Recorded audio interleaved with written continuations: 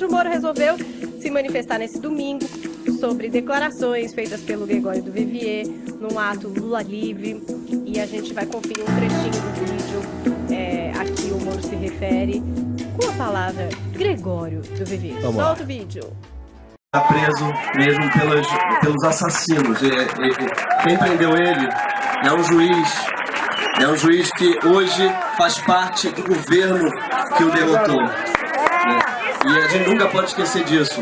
O juiz que prendeu o Lula hoje é ministro da Justiça do sujeito que ganhou dele.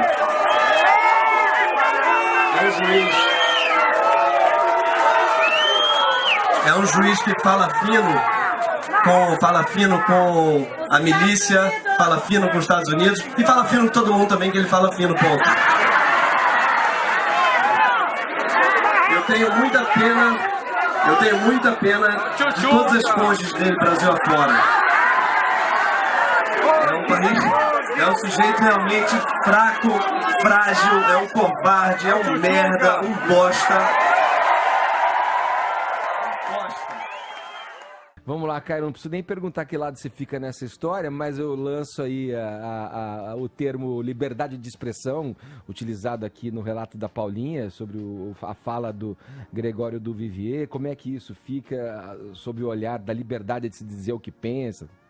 Eu fico do lado certo, né, Edgar? Da democracia, do respeito, da tolerância, jamais assim da ofensa gratuita e do descolamento com a realidade, né? Quando a pauta é Gregório do Vivier, Edgar, você que é aí, né, descendente de italianos, é impossível não lembrar o adágio italiano, né? Cuore a sinistra, portafolio a destra. É isso aí, é o coração na esquerda e a carteira na direita. Agora, é importante a gente também filtrar o sensacionalismo das manchetes a respeito desse episódio. O Moro, ele não respondeu ao do Vivier, né? Assim que ele abriu a sequência de tweet, olha só, reporto minha mensagem sugerindo providências contra declarações ofensivas contra mim.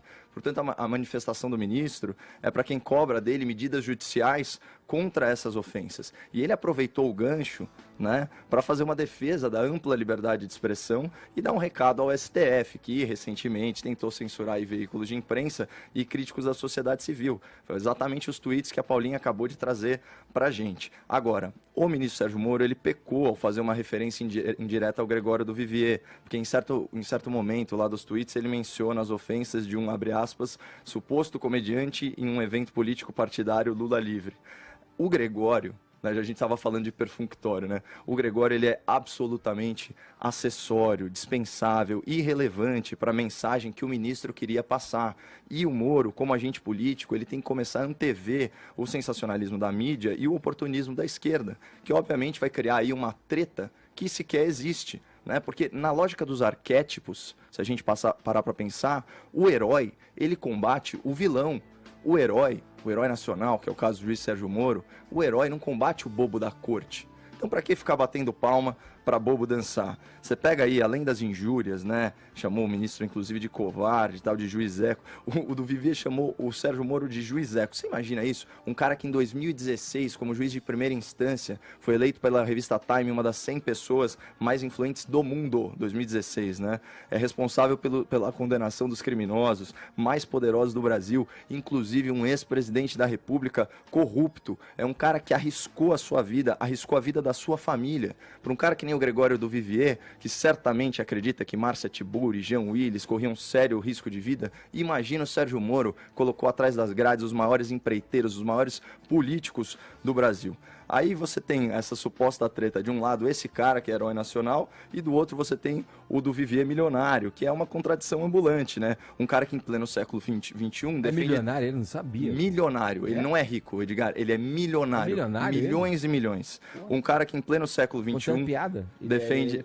Não é piada, ele é milionário. Ele é de família rica, já é isso? Ele já era herdeiro, já era de família rica, aquele hospital Pérola Byton, inclusive, homenageia uma pessoa da família dele. Só que é um cara que em pleno século XXI defende ideias ícones socialistas. É aquele cara que insulta a fé cristã com seu suposto humor, mas é incapaz de respeitar, por exemplo, o dízimo.